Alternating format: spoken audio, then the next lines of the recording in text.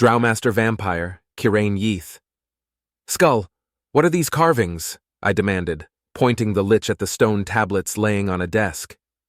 These are what remains of the weathered notes that I found during my explorations, the lich replied. I do not know what they say. Liar.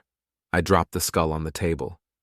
I transcribed them in the hopes of finding someone who does, the lich said, unperturbed.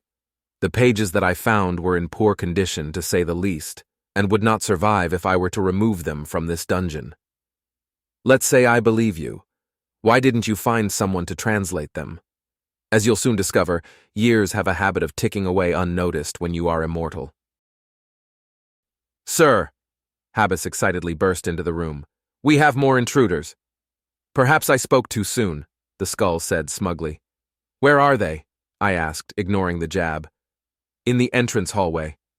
Send the youngest too. Conversion if practical. Slaughter if not. Only two, sir? Yes, I sighed. The entrance hallway isn't broad enough to send everyone, and those dwarves will not be much of a loss. Even if we lose them, we will gain valuable intel in exchange for their sacrifice. What sort of intel, master? We will know that the adventurers know how to fight vampires and are likely here to do so, I growled. Have you finished questioning my orders, or do I need to take your tongue? Habis bowed low, then fled the room without another sound. The control over my minions I had been expecting turned out to be much more lacking than I had believed. Mindless automatons had been too much to hope for, surely, but I had been under the impression that at least some of my creations would follow my orders without question. The amount of effort I have to exude to maintain my control over the dwarves is particularly tiring. As it turns out, the vile creatures are resistant to suggestibility. Luckily, the majority of the disenfranchised in the town of Gowl happen to be elves and orcs. The pair of dwarves that were recently turned were the first, and if fortune favors me, the last. 11 vampires, including myself and the dwarves that I want dead. Far from the strength of the covens of old, but not exactly pathetic by modern standards. The adventurers that stumbled upon us are no match, unless... Lich, what do you know of the gods? I asked. Much more than I would like to, the skull said with what could have been a sigh. Why? Be rid of your questions, for I have my own. If a god were to warn someone of a forthcoming challenge, how imminent would that challenge be? Either very imminent, or literal decades from now. It is rare for a god to warn anyone at all, but even rarer still will that warning be of any use. Why? Well, let's follow the chain of logic to find our answer. Gods are beings with power beyond reckoning, yet they rarely use this power. Even when they do use it, they do so with more moderation than most mortals would even think to use. What relevance does that have? Well, I believe you may be in a similar situation as the gods. Tell me, with all your power, why is it that you don't simply assault the town? I see. An assault on the town of Gowl would effectively be suicide, and I am not foolish enough to believe otherwise. Even with all of the strength and abilities at my disposal, I would not be able to overcome the numbers that the town could produce. Is the lich implying that mortals would be able to overpower the gods with numbers alone? Or perhaps it's referencing adventurers. While it is true that most adventurers don't stand any sort of chance against even a normal vampire, adventurers have the ability to become far stronger and faster than other mortals. It would be foolish to believe that there are no adventurers that could best me in combat. Vampires that make themselves known become prey to experienced adventurer parties. That's likely the implication. There is something bigger than the gods, and if they misbehave, it steps in. I had already gathered as much, though. Might I ask, vampire, are you touched? The lich asked. And if I am? It would explain a great many things. Poor thing wrapped up in the whimsy of the gods, a simple tool for their amusement. Pity, I demanded with a laugh. From a lich without magic. How far I must have fallen. Hear this, though. The moment I find your additional phylactery, I will be smashing you into the bone dust that you so richly deserve to be. Before the lich could respond, I felt a pain in my chest.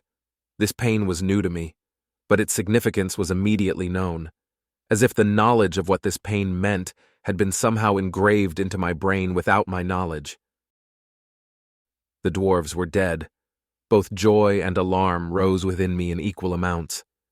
"Stay here," I mocked the skull as I rose. "I have something to take care of." The skull made a sound that was a mixture of a hiss and a sigh as I left the room. The dungeon turned out to be much larger than I had originally believed. Half of our time is spent searching for new recruits, and the other half is finding new hidden doors. Some of the doors are trapped, but that's not a problem for beings that can regenerate. 8 pairs of vampiric eyes turned from the entrance hallway to watch me as I entered the throne room. They had been nervously awaiting news of their brethren. I regarded them coldly as I took my seat on the throne. "The dwarves are dead," I said casually. "Go, avenge your brothers." In unison, they nodded and rushed into the hallway.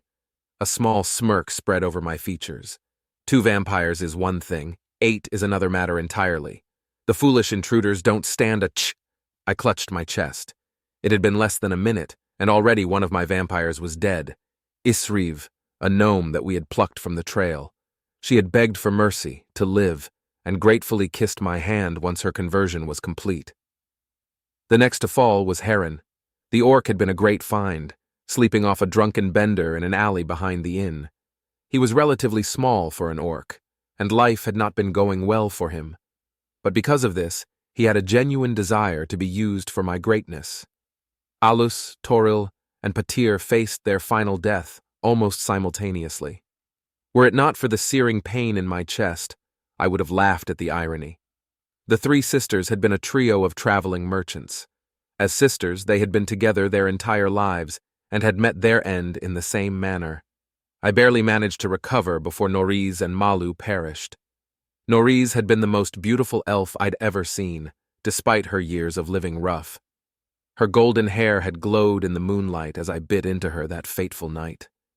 I'd intended to make her my bride. Malu was also beautiful by orc standards. She had been the guard hired by Patir to protect their convoy. She had fought well, but in the end Noriz and I had shared her blood. "Habis, run!" I gasped through the pain. Habis, my very first conversion. The homeless elf had bravely, or foolishly, taken residence in the haunted manor that night. His gratitude for my interference in his fate led to him questioning me, but only because he wanted my success to be guaranteed. A tear ran down my cheek as the pain in my chest confirmed his demise. The childish grin he had flashed that night burned in my mind. The sounds of footsteps and shuffling metal barely registered in my ears as my sorrow turned to rage. I looked up at 2 dwarves and an orc. Every fiber of my being wanted to leap forth and tear them into little shreds of meat, but their formation struck me as odd. All 3 were covered in blood, but I could tell that the orc was wearing plate armor. It would be difficult to pry him out of that with the dwarves covering his flank.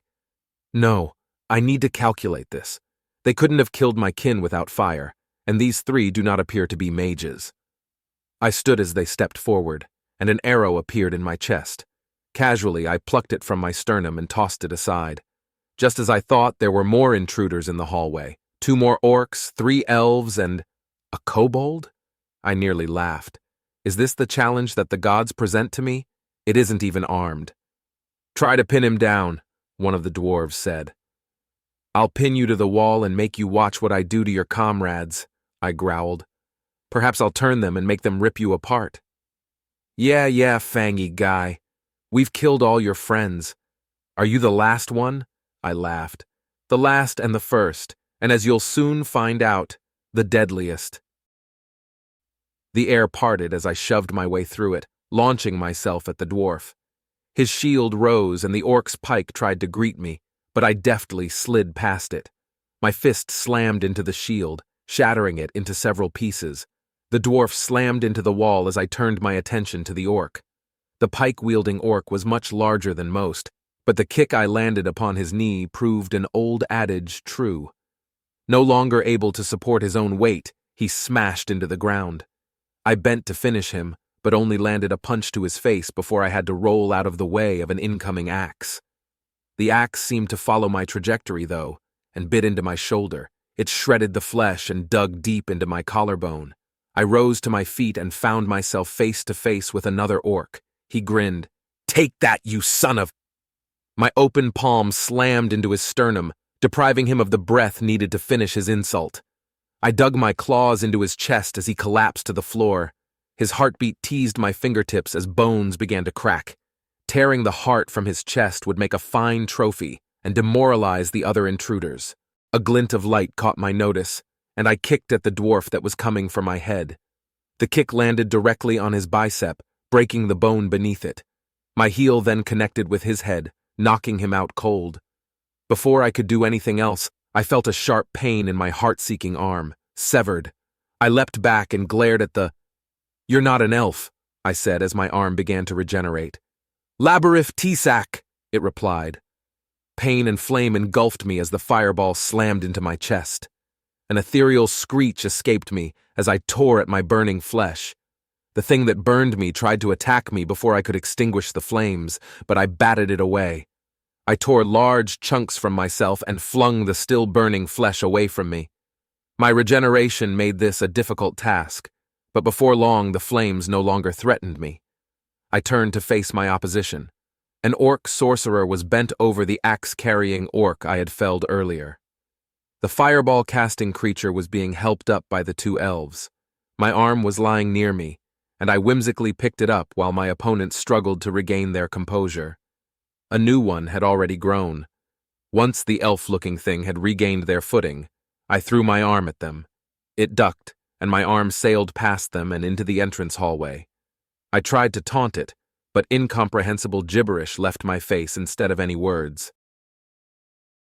I put my newly formed hand to my lips and touched bone. A good portion of my skull was on show, and my tongue was lolling out from the bottom of my jaw. The little bastard had got me good. Fearing what may happen if my regeneration didn't reset my tongue's position, I tore it off. The pain was nothing compared to what I had just experienced, though. I focused my gaze on the pair of elves and not-elves standing in front of me and released a visceral growl. Fireballs leapt from their fingers, and I leapt from the ground. I sailed over their magic and landed behind them. One of the elves was slow to turn, and my fist landed a hefty blow to the back of her head. My spirit soared as her face smashed into the ground. The other elf was in the middle of casting another spell, but I stopped her with a punch to the gut. My next punch cracked her skull. I grabbed her robe as she went limp and felt a connection within me as I caved her skull in. I released the robe and stared in confusion at the limp body of the vampire for a moment before the not-elf's sword flashed in front of my face.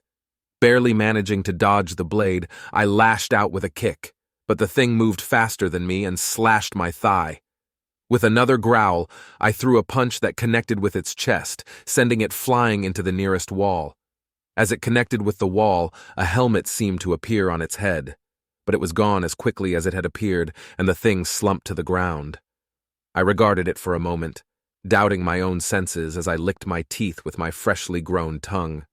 Finally, I turned to last conscious intruder. He regarded me coldly as I approached. "Friend of yours, I presume?" I asked with my new lips. "Brother, actually," the orc replied. "If it is any consolation, your brother fought well. Only 2 of you even managed to wound me, and your brother was one of them. I'm sure he will appreciate the compliment."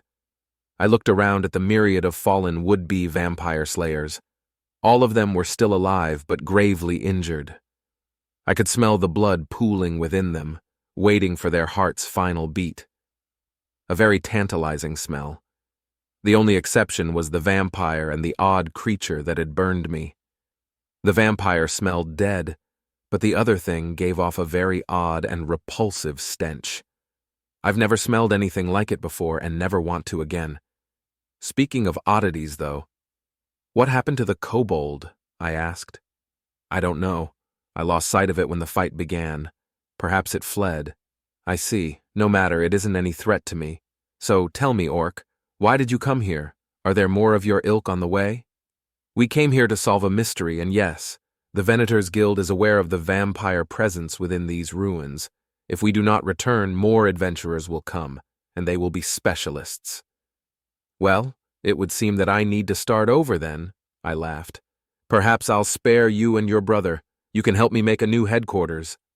I laughed harder as the orc's eyes widened and his jaw dropped. The thought of becoming a vampire and enslaved for all eternity must be terrible to the poor thing. My amusement abated when I realized it wasn't looking at me. No, a voice from behind me said. Artificial intelligence, Tenzing, AI. Despite the enchanted cuirass and helmet, the impact with the wall did serious damage to Nick's body and brain. His loss of consciousness occurred immediately following the damage to the frontal and occipital lobes of his brain. Thankfully, this meant that I didn't have to try to dampen the pain of the fractured ribs and sternum. A quick scan of the body revealed organ damage and internal hemorrhaging, but nothing that I couldn't fix. Still, the damage to the brain would have been fatal if it weren't for my intervention. I immediately set about repairing this damage and tried to take control of the body. This was unsuccessful at first. Another examination revealed that I had missed some damage to the cerebellum and medulla oblongata on my first examination.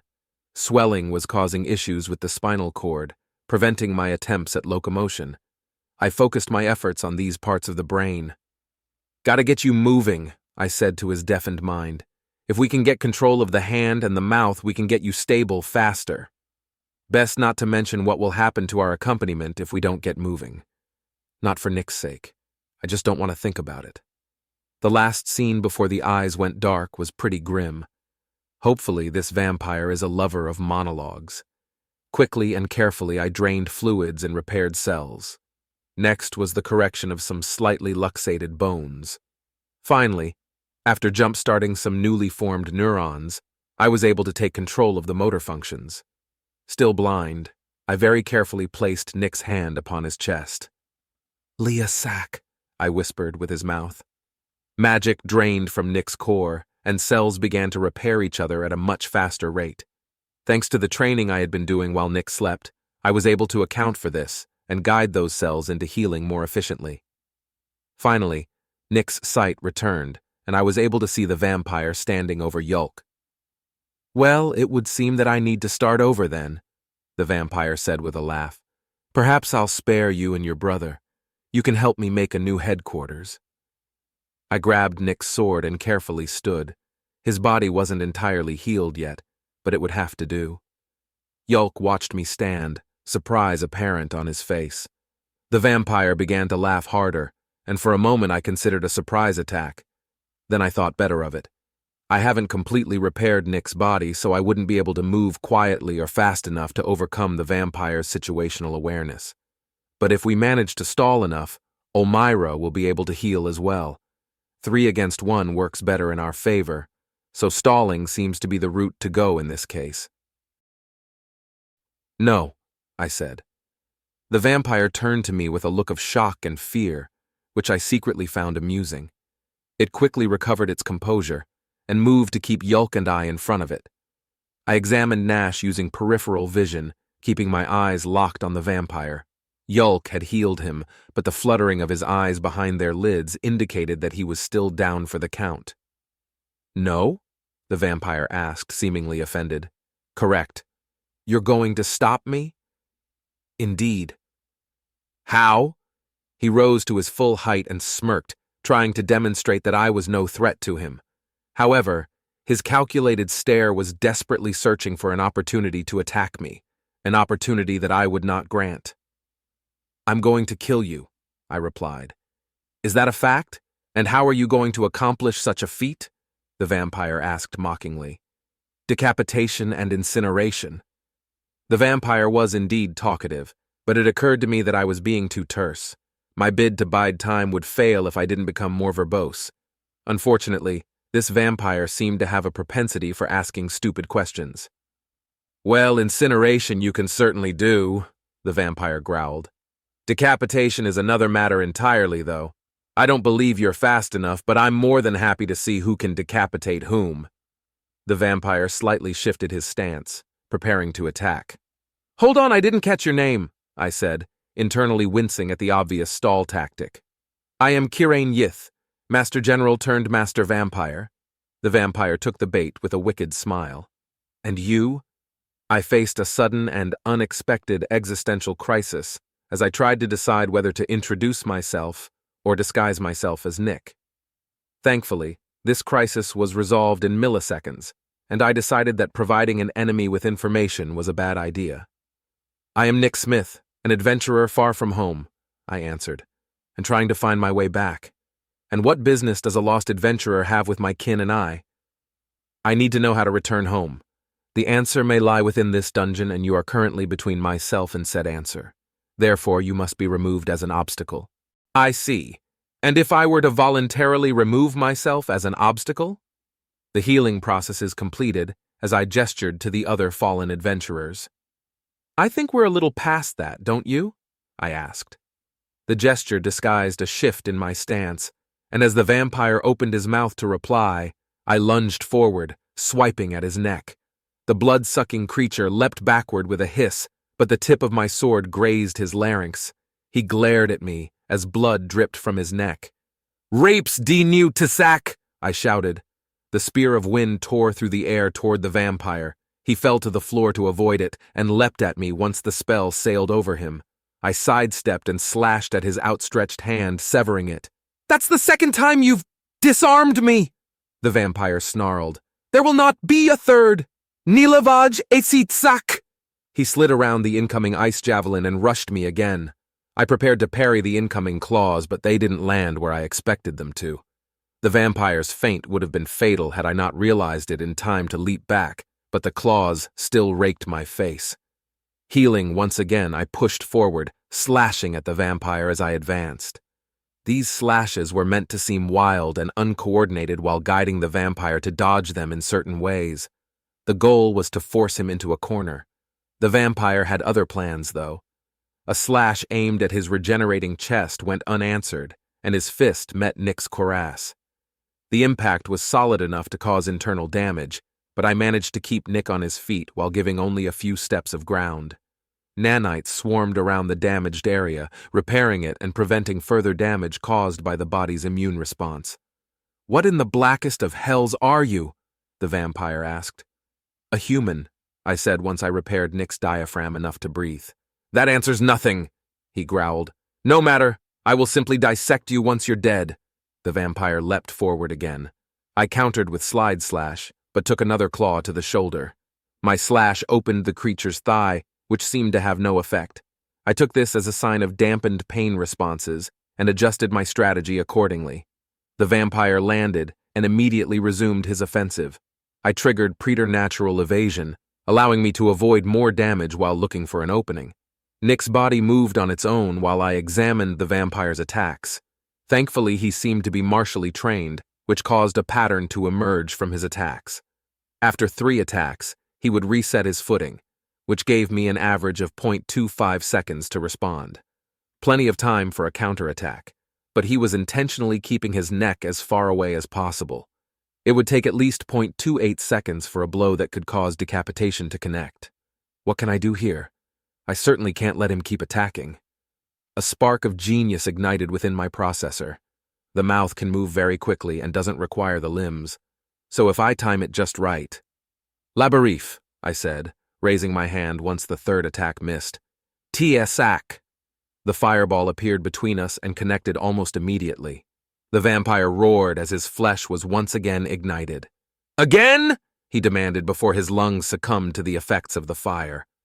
The heat singed Nick's hair and caused a first-degree burn, but I pushed forward regardless. Using dash and power slash, I decapitated the so-called master vampire. He crumpled to the ground and I stopped his head from rolling. The vampire glared up at me from the ground, but I met his venomous gaze with apathy. I picked up his head by the hair and tossed it on the pyre made from his own body. Then I did the same with the hand I had removed earlier. "Yulk, it's 10, I said. "I know. You and Nick don't act at all alike," the orc chuckled. "I'm going to need your help to heal everyone." "Elmira should be up soon, but Yulk, did anyone grab that arm that he threw?" "Arm? What are—" "This arm, presumably," a voice called out from the entrance hallway. Yulk and I turned to look and immediately took defensive postures. A bejeweled skeleton wearing a flowing robe floated 3 inches off of the ground. Above its right hand floated the master vampire's arm, which was already trying to regenerate. "You missed a spot," the lich said, tossing the limb into the fire. An ethereal screech filled the air, shaking the ground beneath us. Yolk's hands flew to his ears, but I maintained my posture, fearing what the lich may do. I did send some nanites to repair the hearing damage, though. Once the screech subsided, Yolk dropped back into his defensive stance. The lich regarded us coldly, but with an underlying caution. We regarded it in much the same way. "So, Yolk broke the silence. "What? Wait, my lord!" a voice called out from behind the throne. Yolk and I turned again to find the kobold that had accompanied the party. At the start of the fight, he had sprinted off behind the throne. With his return, I quickly put 2 and 2 together. He hadn't run off to avoid the vampire, he had gone to find his master. "My lord," the kobold said breathlessly. "They's helpers. No hurts for helpers, yes?" "Yes, very good, Seameath. No hurts for helpers indeed," the lich replied. "So long as they remain helpers and do not become harmers." "They won't do that," Seameath said merrily. "They's friends, fed me good." "Excellent. Remember to thank them for their hospitality." "Oh, not these ones. The ones that are—" The lich waved a bony hand to quiet the kobold. "This turn of events has left me in an awkward situation. We really shouldn't broadcast my existence to everyone we meet, but what do I do? Nick's brain is repaired and is currently in deep REM sleep, so if I deactivate myself, he'll just collapse." "I thank you for your assistance," the lich turned to me. "You're quite a capable fighter." I glanced at Yolk and back toward the lich, all the while trying to decide what my next course of action will be. It would be inconvenient to have a dialogue with the lich and have to catch Nick up to speed when he awakens. Either way, I'm going to have to tell Nick about the fight. Though we agreed that I have permission to use his body when he's unconscious, he might get upset if I were to pose as him. Plus, once the others start to wake up, they might notice something wrong as well. Yolk said that Nick and I don't act alike, which seems to be true now that I think on it. I can't quite mimic the way he holds himself or the way he speaks. As I finished turning back to the lich, I decided what to do. As my gaze locked onto the hollow pits that the lich would call eyes, he looked at me with an aura of expectancy. With a mental sigh, I prepared myself. Then I pretended to faint.